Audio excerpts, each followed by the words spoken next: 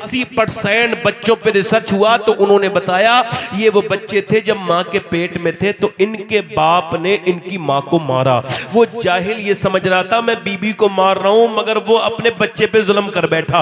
और वो जब पैदा हुआ तो पागल, अब उसे चाहे लखनऊ दिखा, दिल्ली दिखा, बंबई दिखा, अपने किए का तो कोई इलाज नहीं। तूने हालत हमल में अपनी बीबी को मारा, पेट के बच्चे पे असर हो गया। यानी माँ अगर टेंशन भी लेती है तो बच्चे पे असर हो जाता है। ये डॉक्टरी कह रही है, ये मेडिकल साइंस कह रहा है कि माँ अगर जो है वो टेंशन ले, और वो डॉक्टर कहता है टेंशन मत लेना, अब तुम हामिला हो, अब तुम प्रेग्नेंट हो, तुम्हारे बच्चे का फ्यूचर तुम्हारे पेट में पल रहा है, बल्कि तुम ताकत की चीजें खाना, खुश रहना, खुश रहना, अपनी टेंशन मत लेना। अगर तुम चाहती हो बच्चे के अंदर ताकत हो तो तुम ऐसा करना, सेब खाना, सेब के अंदर आयरन है, तुम्हारे बच्चे के अंदर आयरन बेल्ट होगा। अगर तुम ये चाहती हो तुम्हारा बच्चा ताकतवर बने तो तुम बादाम खाना, तुम ज्यादा बादाम में आयरन है। तुम विटामिन सी के लिए अमरूद खाना, तुम विटामिन डी के लिए अमरूद खाना, तुम विटामिन सी के लिए संतरा खाना, नींबू खाना। मुझे बताओ कि जब माँ अल्लाह का बनाया हुआ नींबू,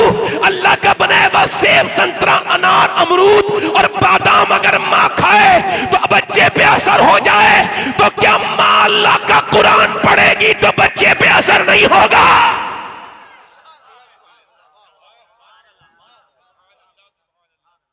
और होगा क्या नहीं होगा? मेरा तो दिल लग रहा है, आपका लग रहा है तकरीर सुनने में? होगा कि नहीं होगा? अब माँ जैसे पढ़ेगी, आला फरमाते हैं। अच्छा देखो, एक बच्चा पैदा हुआ, ये कितनी अच्छा वाकया है। ये बच्चा पैदा हुआ पानीपत में, पैदा होती रोने लगा। एक दिन रोया, 2 दिन रोया, 3 दिन रोया, 4 दिन रोया, 5 दिन रोया, 6 दिन रोया, 7 दिन रोया। 1 doctor, 2 doctor, 3 doctor, 4 doctor, 5 doctor, 6 doctor, 7 doctor, 8 doctor, 9 doctor, हाँ ठीक ही नहीं हुआ। 1 महीने के बाद जाकर के हजरत बाबा फकरुद्दीन बाउद्दीन जकरिया मुल्तानी के दामाद गुजरे। उन्होंने कहा ये बच्चा जो रो रहा है ये अल्लाह का वली है। साथ वालों ने कहा हुजूर मेरी तरफ देखो, ध्यान से सुनो, ये अल्लाह का। लोगों ने कहा कैसे? कहा चलो दिखाऊं। घर पहुंचे, कहने लगे कोई है घर में? तो बाप निकल गया, जी ये आपका बच्चा है। कहां? का ये अल्लाह का वली है। का दिमाग ठीक है? 1 महीने से ना सोया ना सोने दिया, रात दिन रो रहा है और आप वली कह रहे हो? का मेरे पास लाओ। लेके आए, कान में कुछ पढ़ दिया, एक कान में कुछ पढ़ा, दूसरे में कुछ पढ़ा, बच्चा खामोश। का साहब क्या पढ़ दिया आपने बच्चे के कान में? ये वैसे तो ठीक नहीं हुआ, आप बड़ी दवाइयां खिला दी, डॉक्टर को दिखाया, ये क्या पढ़ दिया? कहने लगे बाद में बताऊंगा, पहले ये बताओ क्या इसकी माँ कुरान की हाफिजा है? कहां? का तो बुलाओ। इसकी माँ कुरान की हाफिजा कहां? का तो सुनो, जब ये अपनी माँ के पेट में था ना तो इसकी माँ कुरान पढ़ती थी, उठते बैठते चलते फिरते खाते पीते रोते जागते सोते ये सब कुरान की तिलावत करती थी। इतनी तिलावत की, इतनी तिलावत की, इतनी तिलावत की कि बच्चे की रूह को कुरान सुनने की आदत पड़ गई, उसको कुरान की माँ के पेट के अंदर। अब जब बच्चा पैदा हुआ, डिलीवर हुआ, माँ जचगी में चली गई, नापाक हो गई, कुरान उसने पढ़ा नहीं। बच्चे को भूख लगी थी कुरान की, तुम उसको दवाइयां खिला रहे थे। मैंने एक कान में एक आयत पढ़ी, दूसरे में दूसरी पढ़ी, बच्चा खामोश हो गया। उसी बच्चे का नाम शरफुद्दीन बू अली शाह कलंदर पानीपती है। बू अली शाह कलंदर, जल्दी बोलो, बू अली शाह कलंदर। अब तुम सब अल्लाह का फजल से साहिब औलाद हो, और जो नहीं हो उन्हें अल्लाह औलाद देगा। तो क्या करना है? अपनी बीबी को मानना नहीं। बच्चे जब बड़े हो जाएं तो लड़ना झगड़ना नहीं बीबी से, वरना बहुत बुरा असर बच्चों पर पड़ता है। भाई जरा मोबाइल थोड़ी देर के लिए उसको लॉक कर लीजिए। तवज्जो है कि नहीं? तवज्जो है मेरी बात पर? इधर देखो, अपनी बीबी के साथ, अपनी बीबी से झगड़ा ना करो, अपनी बीबी से मोहब्बत करो। जितनी मोहब्बत करोगे उतना बच्चा तुम्हारा अच्छा, जहन का अच्छा होगा। ये बच्चे जो अपनी माँ के पेट से, इधर देखो, तवज्जो करो, इधर ये बच्चे डकैत कौन होते हैं? तवज्जो करना सही साहब, डकैत, क्रिमिनल, डाकू, ये बच्चे कौन होते हैं? इन पर रिसर्च हुआ, ये वो थे जो रोते रह गए, माँ ने भी नहीं उठाया, बाप ने नहीं उठाया, ये रोते थे, इन्हें प्यार नहीं मिला तो ये बड़े होकर प्यार ही नहीं देते, डाकू बन गए, डकैत बन गए। जिन्हें बचपन में प्यार मिलता है वो प्यार देते हैं, बचपन में मोहब्बत मिलती है वो मोहब्बत मिलती है। अच्छा ये बताओ, बच्चों को झूठ बोलना कौन सिखाता है? कहां जा रहे हो भाई? और किसी साहब को जाना है? भाई कहां जा रहे हो? नहीं नहीं, जाओ जाओ जाओ जाओ जाओ।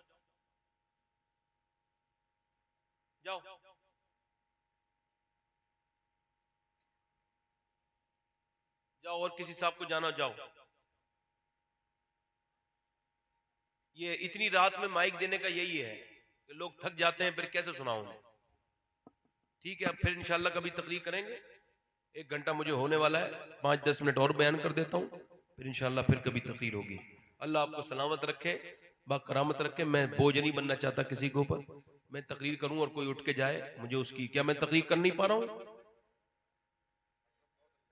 फालतू बातें कर रहा हूं मैं? अभी डीएम बिठाल दे, उठ जाएगा ये आदमी? एक पुलिस वाला बिठाल देना तो इसकी हिम्मत नहीं उठने की।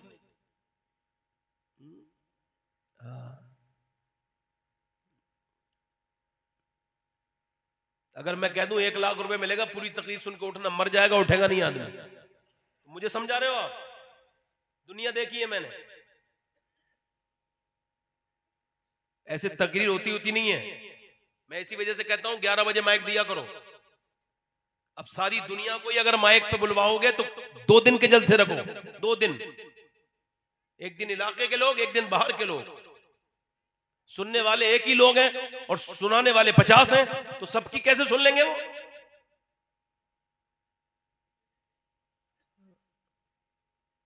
कोई आदमी कितने दिल से बात कर रहा हो, क्या समझाना चाह रहा हो?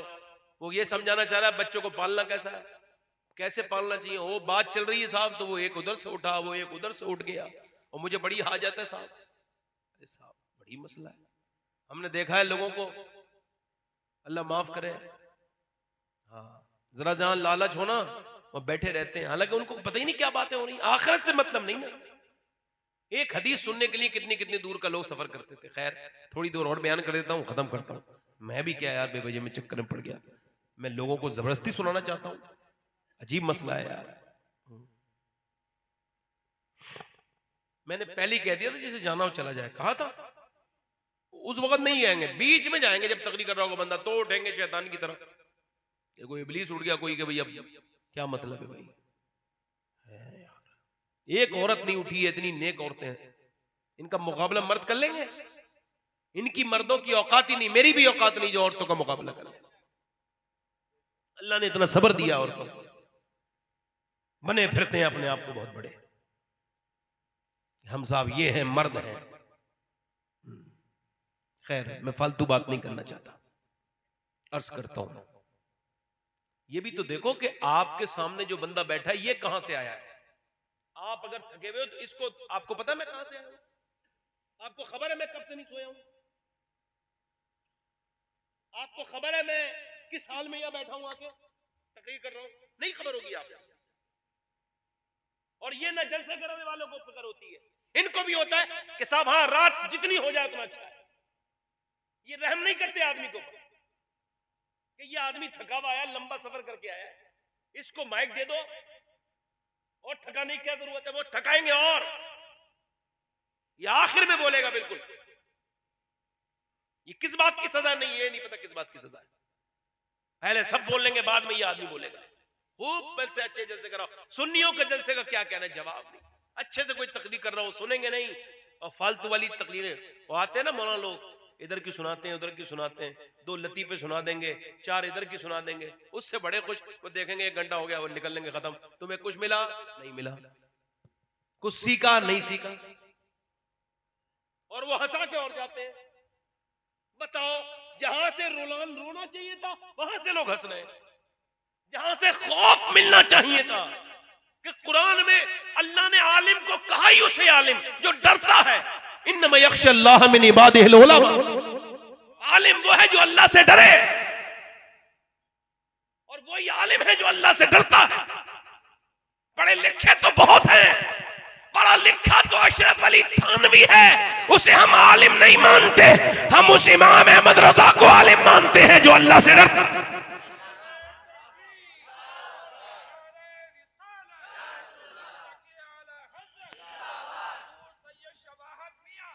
अरे नहीं से साहब, आपका नारा, आपका नारा, मैं तो आपका खादिम हूं। जरा दिल लगा के बोले सुभान अल्लाह, दिल लगा के बोले अच्छा बच्चे को इधर देखो, बच्चों को झूठ बोलना कौन सिखाता है?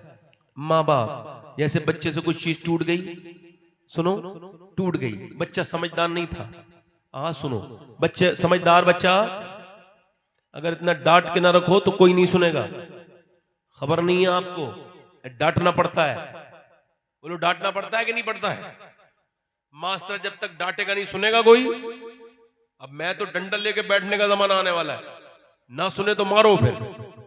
अरे बताओ, बच्चों को तो सब पढ़ा देंगे, बड़ों को कौन पढ़ाए? समझो है कि नहीं?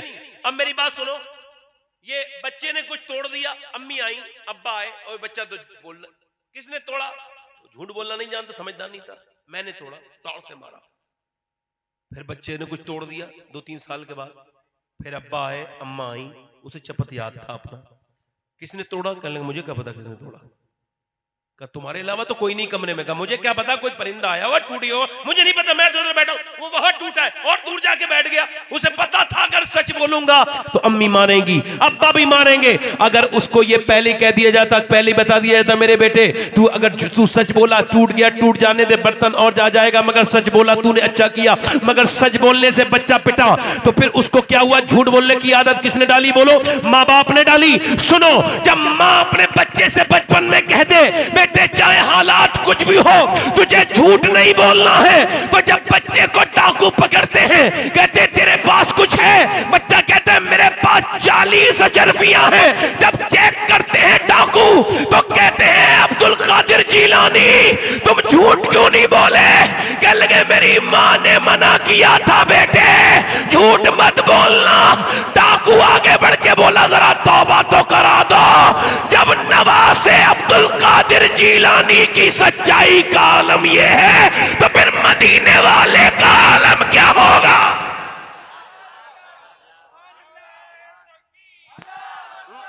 खुदा के फजल से हम पर है साया गौसे आजम का, हमें दोनों जहां में है सहारा, और हमारी लाज किसके हाथ है? बगदाद वाले के मुसीबत टाल देना काम किसका? अरे बैठ के सुनो भाई, पैसे न दो आप मुझे, बैठ जाओ, मैं पढ़ूंगा ही नहीं। मुसीबत पढ़ो, मेरे साथ पढ़ो, मुसीबत टाल देना काम किसका? गौसुल आजम का। सुभान अल्लाह। अम्मा ने क्या कहा बेटे? झूठ। अब यहां अम्मा ही झूठ बोल रही है। वो कह रहे सर लड़की भाग गई। लड़की जब पैदा हुई और जब होश संभाला तो देखा अम्मी फिल्म देख रही है, अब्बा भी देख रहे हैं। उस बेगैरत को, बेशरम को ये पता नहीं कि औलाद बिगड़ रही है। हमारे बचपन में एक नाटक आता था अलिफ लैला, याद होगा आप लोग? कितने को पता है अलिफ लैला आता था? तो उसका बड़ा शोर था और मैं भी उस वक्त 8-9 साल का था। तो मेरे जो साथी बच्चे थे उन्होंने कहा भाई तुम भी देखो। हमने कहा हमने तो देखा नहीं। अल्लाह का फजल है, मेरी फैमिली बड़ी खाते पीते लोग हैं, अल्लाह का शुक्र। अल्लाह ने बड़ा नवाजा घर को, मेरे वालिद को भी, ताया को भी। मेरे ताया हकीम जी थे, मैंने उनसे ज्यादा कुरान पढ़ने वाला इंसान अपनी जिंदगी में नहीं देखा, मैंने नहीं देखा। वो 3 दिन में कुरान खत्म कर देते थे और फिर वो दुरूद पढ़ते रहते थे। बड़े नेक इंसान थे, अल्लाह उनकी मग़फ़िरत फरमाए, उनके दर्जात को बुलंद करे। तो उन्होंने मुझे बचपन में लेके पाला था। अच्छा, मैं अपने दोस्तों के साथ वो देखने चला गया। मैं जब वो नाटक देख के आया तो उनको खबर हो गई, तो उन्होंने पहली बार मुझे बहुत मारा, और इतना मारा और ये कहा कि सुन, अगर ये टीवी जायज होता तो सबसे पहले मैं अपने घर में लाता। कहते उन्होंने एक जुमला ये कहा था कि समझदार हिंदू भी अपने घर में टीवी नहीं लाता है, क्योंकि इसमें औरतें बगैर कपड़ों के नाचती हैं, बेहयाई होती है। हुआ वही आजकल जमाना में बेटी देखती रही उसमें रक्स हो रहा है, फिर बड़ी बेटी बड़ी हुई। अच्छा, बेटी ने बड़े होके देखा कि अम्मी जब हीरो हीरोइन मिलते नहीं तो बड़ी रोती है अम्मी। अम्मी के बड़े इमोशनल आंसू आ जाते हैं, आंसू पोंछती है। और जब हीरो हीरोइन मिल गए, भाग के शादी कर ली तो अम्मी बड़ी खुश हो गई। यही ड्रामा देखते देखते भाई दयूस वहीं बैठा है, बाप बेगैरत वहीं बैठा है, बेटी यही ड्रामे देखते देखते जवानी की दहलीज पे कदम रखती है। और कदम रखने के बाद वो गंदे मनाजिर देखती है और फिर दिमाग में शैतान कहता है तेरी अम्मी तो खुश होती है जब कोई हीरो हीरोइन भागते हैं, तू भी भाग जा। अब जब वो भागती है, अम्मी कहती है मेरी नाक कट गई, अब्बा कहता है मैं कहीं का ना रहा। अरे तूने खुद ही तो गड्ढा खोदा था, गिरेगा तू को नहीं, कौन गिरेगा? रास्ते खुद ही तबाही के निकाले हमने।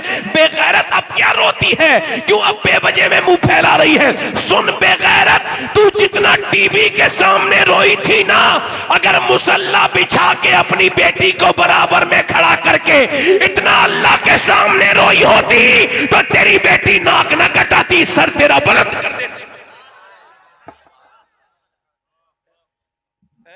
मगर लड़कियों को तुमने क्या सिखाया? लड़कियों को तो ये सिखाना चाहिए था, तवज्जो करना, मेरी तरफ गौर करना, लड़कियों को तो ये सिखाना चाहिए था, ये बताना चाहिए था कि सैयदा खतीजतुल कुबरा कौन है।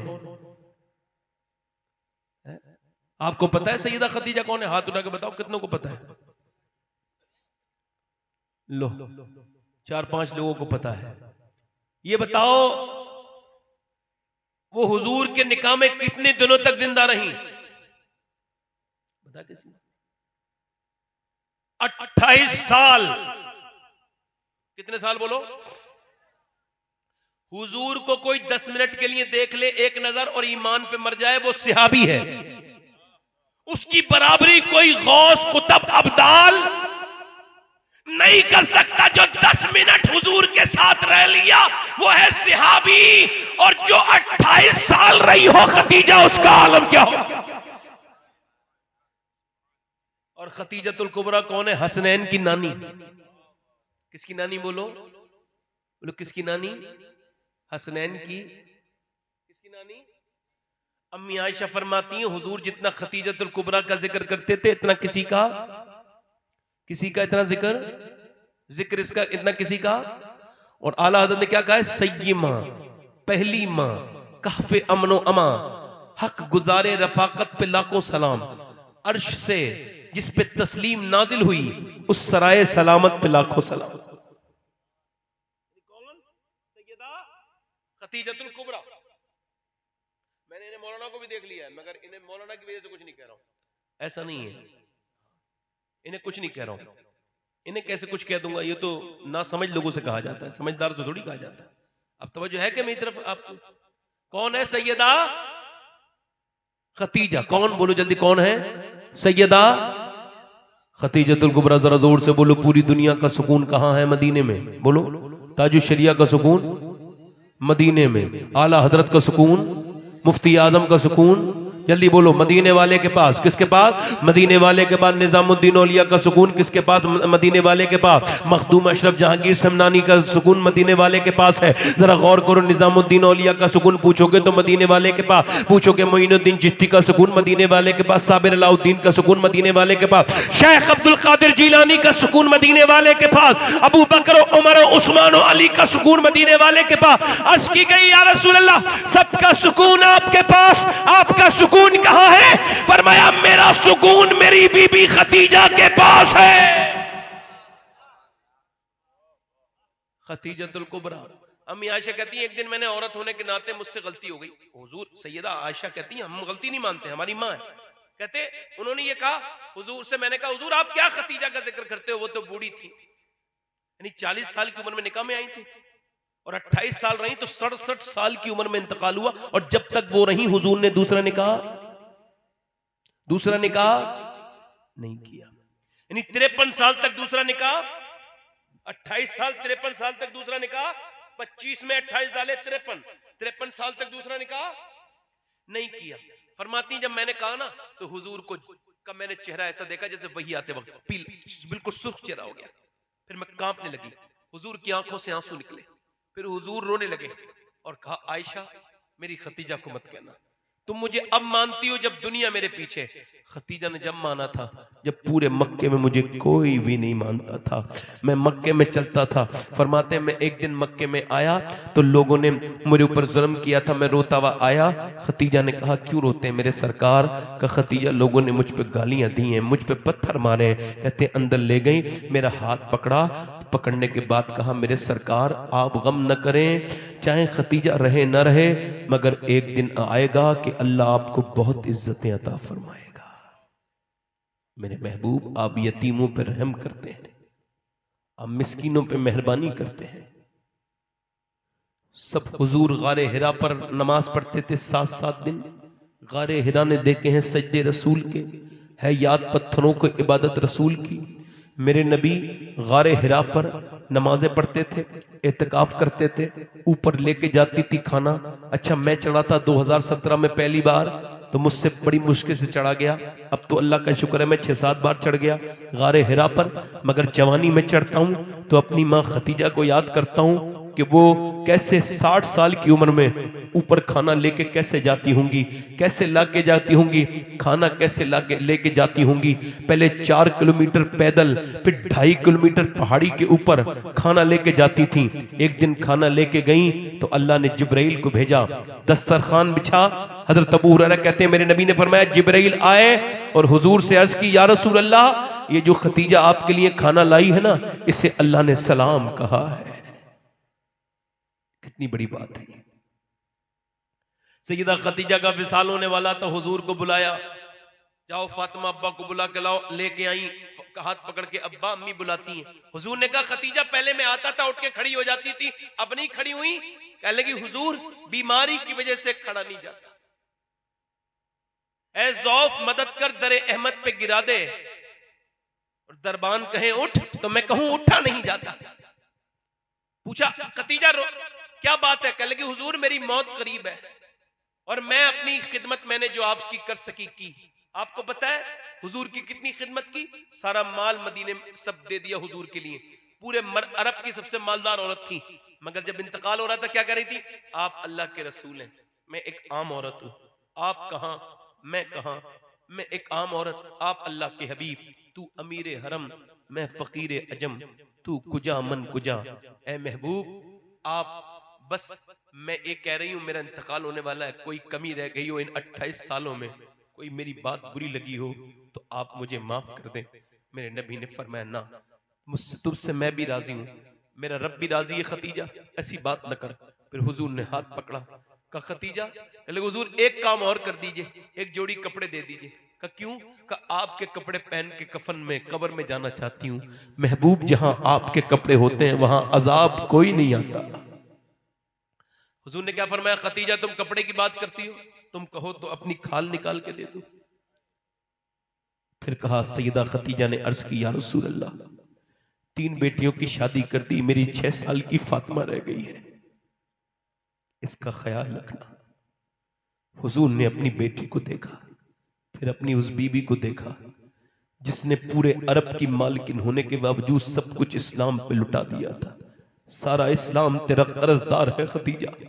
और इंतकाल किस वजह से हुआ? भूख से।